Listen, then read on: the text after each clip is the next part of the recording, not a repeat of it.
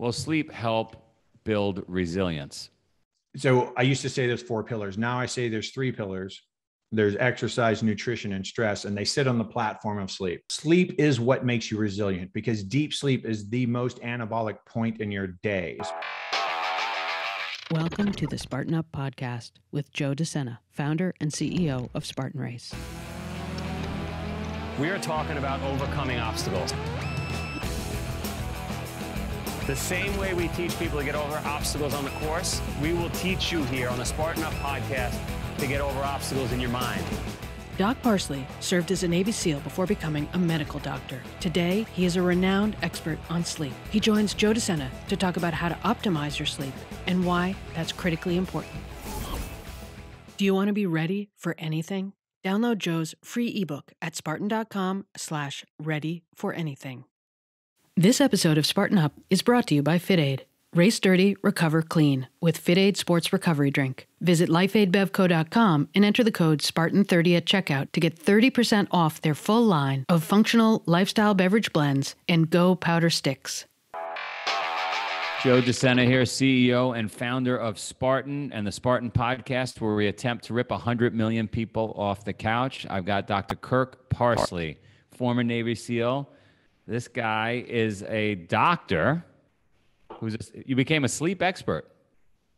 I did. Yeah. Not really by intention, but by necessity? Demand, I guess. Yeah. Necessity. Innovation is built out of necessity or something like that. I was a SEAL right out of high school, got commissioned in 2000, got commissioned to go to the military's medical school in Bethesda. And then the way the military works, of course, if you give them, they'll train you to do anything, and then you have to pay them back with time, right? So, 4 years of medical school, you have to be a doctor for them for 8 years. What all the guys wanted to come and talk to me about were performance issues. And I was a Western trained medical physician, right? I knew how to recognize and treat disease. They didn't have disease. They just weren't performing as well as they felt like they should. And so I had to learn a lot about sort of integrative and functional medicine and look for alternative ways. I was treating adrenals. I was, treating metabolomics and, vitamin D3, deficiencies, which weren't medically deficient, but performance wise. So I got into a lot of optimization of health. And at some point during talking to hundreds of these guys, it kind of sparked a neuron when somebody said something about Ambien. And I was like, it seems like a lot of people are on Ambien. And I went back and checked my records, and every single guy who had been in my office had been on Ambien or was on Ambien. And I didn't know anything about sleep. I never had a single class on sleep in medical school. I had taken pharmacology, so I knew what Ambien was. I knew how it worked. I knew it worked like GABA. There was a GABA analog, but how that impacted sleep wasn't 100% clear to me. So fortunately, I was in a great place in that I could read a book or watch somebody's TED talk or see someone lecture, and I could call them and say like, hey, I'm the doctor for the West Coast SEAL teams. They had a big reputation by this time. And I'd say, hey, I'm the doctor for the West Coast SEAL teams. I read your book. I listened to your TED talk, whatever. Could I consult with you on patients? Could I maybe come train with you for a week or whatever? And everybody was really gracious and everybody was really helpful. And I did that, and I got to learn a lot really quickly. And I was noticing that they had really low anabolic hormones. They had low growth hormone. They had low testosterone. They had low free testosterone. They had low DHEA. They had low DHT. They had really high markers for oxidation markers, and really high inflammatory markers, and really pretty low insulin sensitivity for who they were, for as healthy and as fit as they were. And I honestly just thought, maybe this is that combat fatigue or shell shock, the other stuff you've heard them talk about in other wars. And I thought, maybe that's it. They've been in combat 9 years or so. Maybe that's what's going on. And then I started really delving into sleep and learning about sleep and what happens when you sleep. And then what happens when you take sleep drugs or sleep aids or alcohol to help with your sleep. How does that impact the quality of sleep? And then I realized that literally could explain every symptom that they came to me complaining about, which was basically, their motivation sucked, and that's relative, of course. So they're Navy SEALs, and they're still working their ass off and still getting after it every day. They're SEALs, so they're still doing their job, but it's a grind and they don't feel like doing it, but they love the job. So why don't they feel like doing it? So the motivation's down, their emotional platform, sort of their emotionality is all over the place, what we call emotional ability, really snappy and short with their families and coworkers, can't concentrate well, memories low, memories poor, and they feel like they're getting fatter and they're getting weaker, they're losing muscle, even though they're doing exactly what the nutritionist is telling them, they're doing exactly what the strength and conditioning coach is telling them, and their performance is getting worse. And so I realized after learning more about sleep, I'm like, well, this actually could explain every symptom they've complained to me about is affected by sleep. And every marker that I've seen in their labs is affected by sleep. So I wasn't naive enough to think that would be the 100% solution, but I knew it would be a big chunk. And then it turned out to be a way bigger chunk than I thought it was going to be. So just getting people to sleep well, just getting the community to value sleep, because remember, this is an organization, during training, we go a week without sleep. That's part of our training. So it's not an organization that thinks you need sleep. Like if you're hard and you're dedicated, you don't need to sleep. And so just convincing the community to value sleep and then getting these guys to sleep, I was tripling, quadrupling their free testosterone. I was cutting their oxidative markers down by 95%, their inflammation down by 95%. They're getting all their shifts in body composition. They were getting faster. They were getting stronger. Their memory was getting better, like all this stuff, simply by improving their sleep and giving them, some daily supplements to kind of help rebuild their adrenal hormones and sex hormones. And that led me to sharing the stage, because we would have these events where we brought in guest speakers, and I would share the stage with Rob Wolf and Chris Kresser and John Wellborn and, Ben Greenfield and stuff like that. So we would bring in these speakers, and then, I got to know these guys, and they said, well, when they're doing a symposium, like, you should come and lecture at this, or you come on my podcast. And then I became the sleep guy, over. How does it feel to be a Navy SEAL that's the sleep guy, right? It's you should be branded the no sleep guy, and which has always been my mantra, right? I'll sleep when I'm dead, but there's no doubt about it. You looked at the data, and although that's a very masculine statement, it leads to long-term destruction. Right? Yeah. I mean, and that's the motto. That's the motto. I probably chose the worst two professions, right? Being a SEAL and being a doctor. Like, neither one of those professions are known for sleeping a lot. It is a bit of an oxymoron, or it was specifically then. And I say this without hyperbole. I got laughed out of my leadership's office when I told them that this was the problem. I'm like, I really think that if we could break up our training days to give these guys a nap in the midday, they were just like laughing at me, going, that's the dumbest thing I've ever heard of. Just the idea that sleep was going to affect their testosterone level, they thought that was the dumbest idea they'd ever heard of in their life. And keep in mind, this is like 2009, 2010. Now I think the general population would be like, of course we know that sleep affects hormones, but nobody knew that then. And no doctors didn't know that either. I never had a single class on sleep, and neither did any other doctor of my generation. So let's rattle through a couple of quick hits. One is I heard that going to bed the same time every night and waking up the same time is incredibly important. True or false? True. Absolutely true. So more important than the number of hours. Like, if you had the choice to be in bed every night, let's say by 10 p.m. and up every morning at 6 a.m. versus you could sleep longer and be completely randomized. Some nights you go to bed 1 a.m., some days you wake up 10 a.m. What would you rather have? Would I still be getting 8 hours of sleep either way? I mean, you'd get less. You'd be consistent, but get an hour or two less sleep. You'd go to bed the same time and wake up the same time. I would have to research on myself. I'd have to figure out. I know for me personally, I would do better with the consistency. Some people, it's going to be more the duration. And when you talk about sleep, you have to think about both things. It's just like training, right? Like if you're training, say for one of your Spartan races, what's more important, the volume of training or the quality of training? Sure, sure. But I've heard from some docs that consistency is incredibly important. So consistency is really important because it drives the quality of sleep. So for most people, I would say that consistency is going to be the most important thing, because when you do the consistency, if you sleep like your ancestors evolved to sleep, which they slept at the same time every day because the sun was their cue for when they were going to go to sleep. So after the sun went down, they go to sleep about 3 hours later, and then they wake up right around sunup. That's just the way the world worked for hundreds of thousands of years for humans. And now we're outside of that. But there's something else, what we call sleep architecture. So if you've ever, I don't know, have you ever had a sleep study? Probably not. You're a healthy guy. But when you go in to do a sleep study, we put all these electrodes all over your brain. We put this chest strap on. We're catching your respiratory rate. We have your heart rate variability, your pulse ox, how much you're moving, how much your eyes are moving, all this stuff.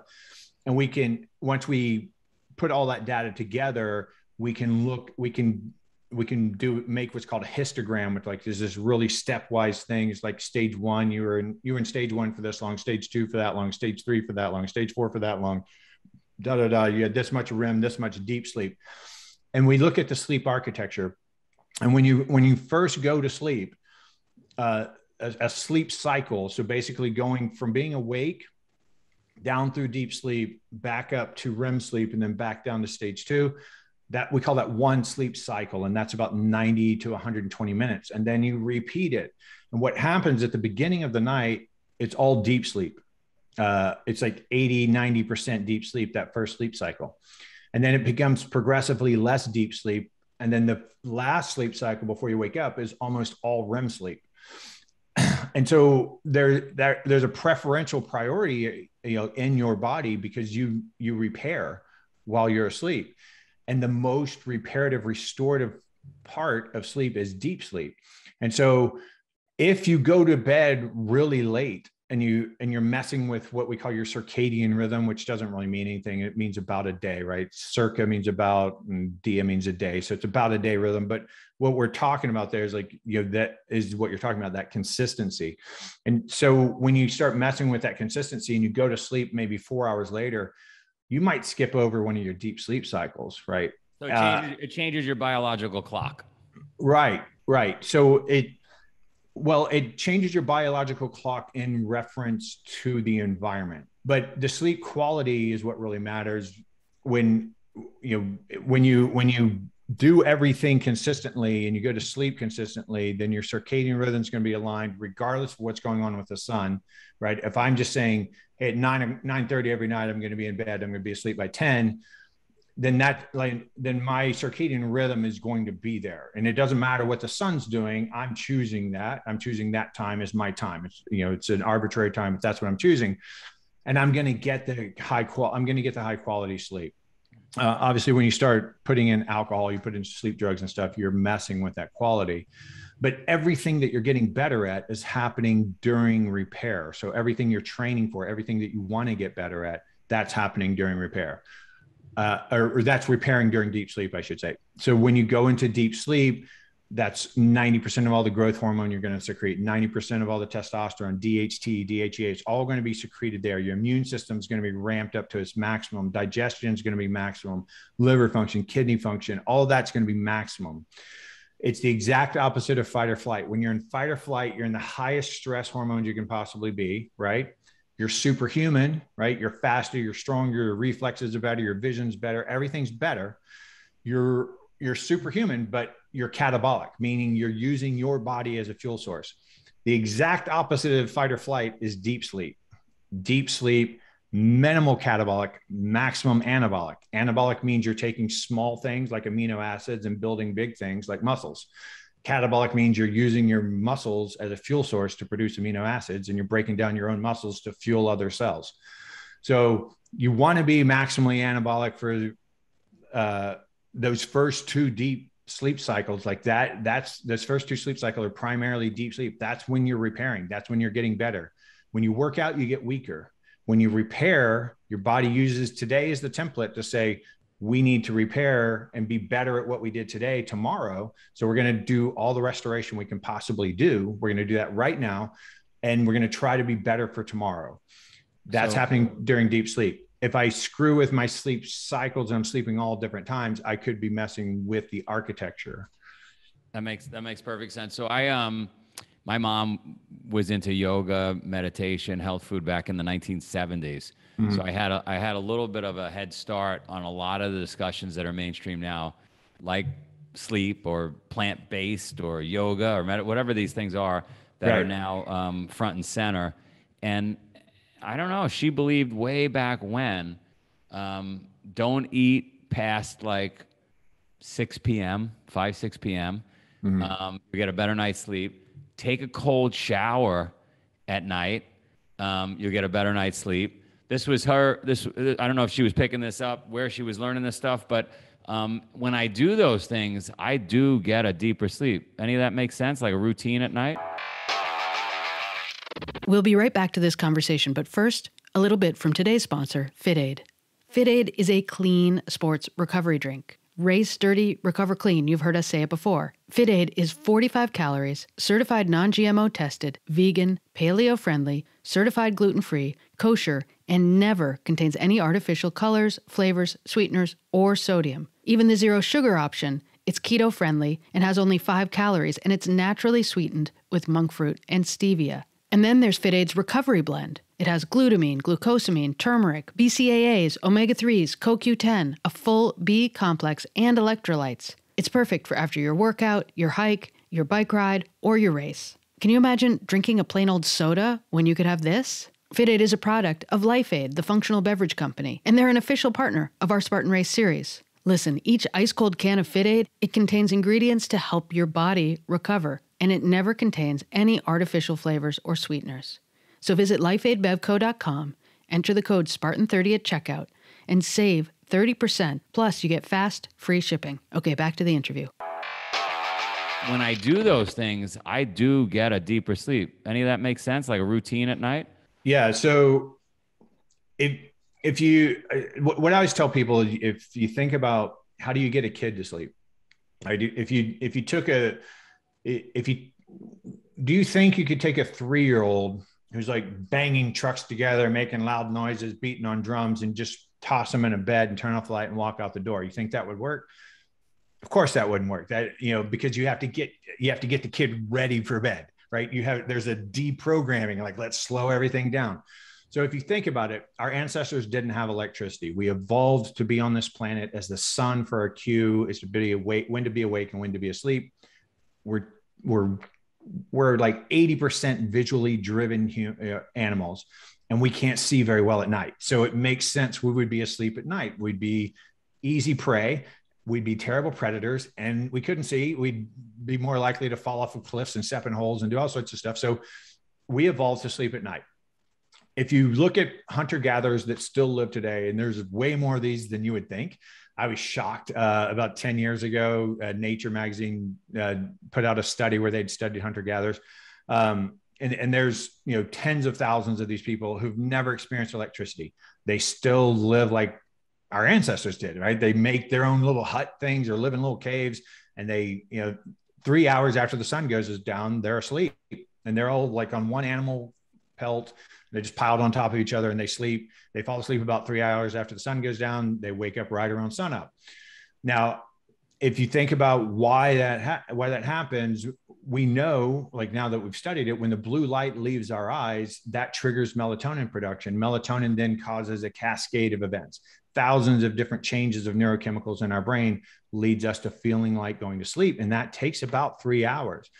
Now, one of the things that happens after melatonin, one of the major things that happens is production of a peptide called GABA, capital G-A-B-A, gamma aminobutyric acid. And what that does is it kind of slows down the brain and it prevents us from interacting with the environment. So if you think about all that it really means to be asleep is that there's a barrier between you and your environment. Your eyes are still working, your ears are still working, like everything still works, your senses are still there. You're just not paying attention to them. and I can flip on a light and wake somebody up because their eyes are still working, right? So there's this barrier between you and your environment. You can be awakened past it. So you're not unconscious. It's not like you got hit in the head. If you get hit in the head, you're not asleep, you're unconscious. It's different. And your body temperature drops, right? Why would your body temperature drop? Because they didn't have heating. So when the sun went down, the planet got cooler, the air got cooler, the ground got cooler, and they got cooler.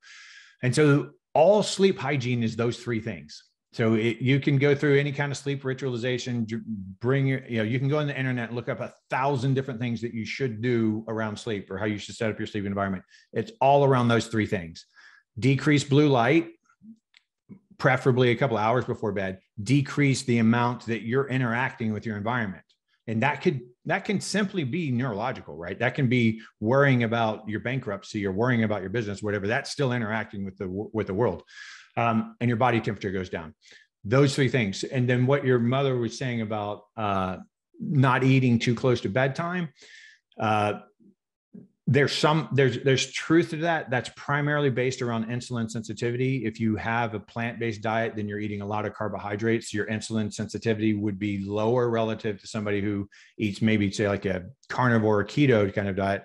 But anywhere in that spectrum, everybody's going to have some limitations to how their blood glucose fluctuates.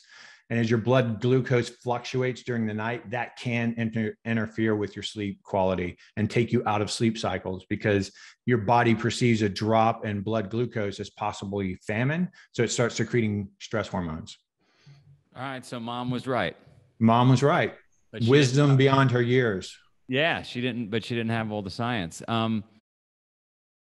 One of the big questions, will sleep, and I know the answer is obvious here. Will sleep help build resilience?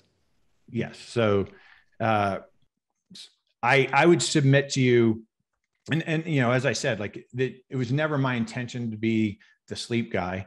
But as I've learned more, as I drank more of my own Kool-Aid, I'm like, this stuff's really important. I used to teach, and again, I'm known as a sleep guy, but when I work with clients, I work with sleep, nutrition, exercise, and stress, right? So I used to say there's 4 pillars. Now I say there's 3 pillars. There's exercise, nutrition, and stress, and they sit on the platform of sleep.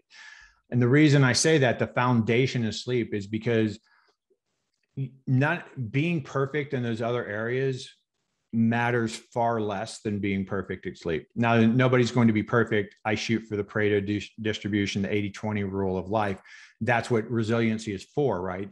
When I drive from here to San Diego, I like to drive through the night. People think that's crazy. You're the sleep guy. You're driving through the night. You're staying up on. I'm like, yeah, but I'm doing it once a month, right? So that I'm resilient enough to correct for that in a day. So when you think about resiliency, the benefits of all of this stuff, sleep is what makes you resilient, because deep sleep is the most anabolic point in your day. It's the most anabolic point in your life. That's when you're getting better at anything. That's when you're getting rid. So every cell in your body is a miniature you. It's 1/trillionth of you. So what do? You take in food, you take in nutrients, you do work, you excrete waste products, right? And then you rest and you have a cycle. Your cells are exactly the same thing. Your cells are taking in nutrients, they're doing work, they're producing waste products. Those waste products build up. If you exercise really heavily, if you have a really stressful life, if you're a go-getter, you're busy, you're going past your ability to get rid of waste products. So one of the first things that happens in your brain when you go into deep sleep, all these astrocytes that hold the structure of the brain, they shrink down by about 30%, and they create all these channels for your cerebral spinal fluid to go through there and get rid of waste products. And then you start restoring neurotransmitters, and then you start restoring glycogen stores in your muscles. So, right, your immune system maxes out and it starts repairing damage, stress tendons, stress ligaments, fighting off infections, parasites, bacteria, viruses, all of the repair. So everything that you're trying to get better at, everything that you're even trying to maintain, that's actually happening during deep sleep. REM sleep has a lot to do with emotions and learning. So more of that's happening in the morning hours. But as far as like getting bigger, better, faster, stronger, better looking, all that stuff, like that's all happening during deep sleep. And then the cognitive and emotional parts more during the REM sleep, the second half of the night. It's funny. I have another saying where I say, nothing good happens after 11 p.m. But I'm really referring to like being outside in the streets. Right. But right. now I have to edit. That saying. Nothing good happens after 11 p.m. unless you're asleep. Yeah. When you're asleep, everything good is happening. Everything good is happening. Napping.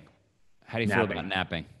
Napping is great. There's a couple of utilities of napping, right? So when I work with clients or organizations, I always say, like, there's an ideal way to live your life, right? And I'd have to do a lot of research. I'd have to do a lot of studies with you to figure out what your ideal is. But we could come like 99% of saying, like, this is ideal. If you did this, you would have your ideal health and performance. And then there's reality, right? Because there's limitations to your life, right? You have other things to do other than optimize every behavioral and nutritional habit you have. Like, so all that bridge, right, that's where we mitigate. That's where we supplement. That's what supplements are for. Supplemental to everything else we've done. We're going to try to close that gap and make that as narrow as possible. And that's where gadgets that help you sleep, or gadgets that help you meditate, or whatever, all that, like that, we're trying to close that gap. So when you're thinking about overall performance, one of the major things that you can do is nap to restore some of these things that are happening during the day. So even if you're getting plenty of sleep, napping will help you. If you don't get plenty of sleep, napping is essential to you even getting better, right? Even being able to hold on to where you are. And for all the reasons we just talked about, but something even more interesting, I think, there's a book by a woman named Sarah Mednick, Mednick, UC San Diego. It's called Take a Nap. And it has this little wheel on it. And you can spin the wheel to like, what time did I go to bed and what time did I wake up? And it'll tell you where you should take a nap for what you want. So a short nap is good for creativity. Medium nap is good for cognitive functioning. And then a long nap is good. So a medium nap would be good for, cognitive functioning, but also creativity, because you're doing both. And then a medium nap is both of those things plus some physical repair. Now, what we find, and I've worked with UFC fighters on this a lot, when they start getting ready for a fight, right? If they're a grappler and that guy's a boxer, well, I got to really work on my boxing, or vice versa, right? And so they need to learn as quickly as possible. In her book, she goes through all the research of like how much napping improves your performance and learning and performance. So if I taught you how to do something first thing in the morning, this is research that's been done plenty of times. If I taught you how to do something early in the morning and I said, come back at 7:00 tonight, and I'm going to test you on what you learned this morning, there's going to be a little drop off. You're going to be a little worse at the end of the day because you've done other things, you've forgotten, you've been distracted, whatever, and you're a little tired. But then you go home, go to sleep, come back the next morning, no new training, and you'll be better than you were the morning before. And that's because of sleep. But interestingly, if I teach you something in the morning and then have you take a midday nap and then come back to that evening, you perform as though you've slept overnight. You come back better than you were in the morning. And then when you go home and go to sleep, you come back better again. So now you've learned twice as fast. If you can get 2 naps in, if you can train early in the morning, take a midday nap, train again, take an evening nap, and then train again, like you're actually learning 3 to 4 times. Funny, I just spent time with the most awarded rowers in history, 2 brothers. They're working out 7 hours a day. And every day they get their morning workout in, and then they take a nap, and then they go get their afternoon workout in. So clearly there's something there. I rowed in college, and I took naps. We didn't do 2-a-days, but I took naps after rowing because it's such a hard workout. Well, listen, you're awesome. How do people find you? Doc Parsley, DOC, short for doctor, obviously. And then my last name, Parsley, all is one word, docparsley.com. Ton of videos, podcasts, lectures, PDFs for around helping people develop sleep protocols for nighttime. The sleep supplement that I invented, working with the SEALs to get them off of sleep drugs. All of that's on docparsley.com. Awesome. I'm going to get my kids to hang out with you just so they could learn before college how important it is to go to bed. Yeah. And they'll listen to me because they're not my kids. My kids don't listen to me. Exactly. You send me your kids, I'll send you mine. Perfect. Thanks for listening to this episode of Spartan Up. Do you want to be ready for anything? Download Joe's free ebook at spartan.com/readyforanything. Do you know someone who needs a little help staying motivated, staying informed, getting or staying mentally and physically resilient? We're here 3 days every week with a mix of content to help you stay strong, from mindset to nutrition and everything in between. Listen every Tuesday to hear Joe De Sena, Spartan Race founder and CEO. And the rest of the week, join us for DECA, Endurance, and Classic episodes. See you next time. This episode of Spartan Up is brought to you by FitAid. Race dirty, recover clean with FitAid Sports Recovery Drink. Visit lifeaidbevco.com and enter the code SPARTAN30 at checkout to get 30% off their full line of functional lifestyle beverage blends and Go powder sticks.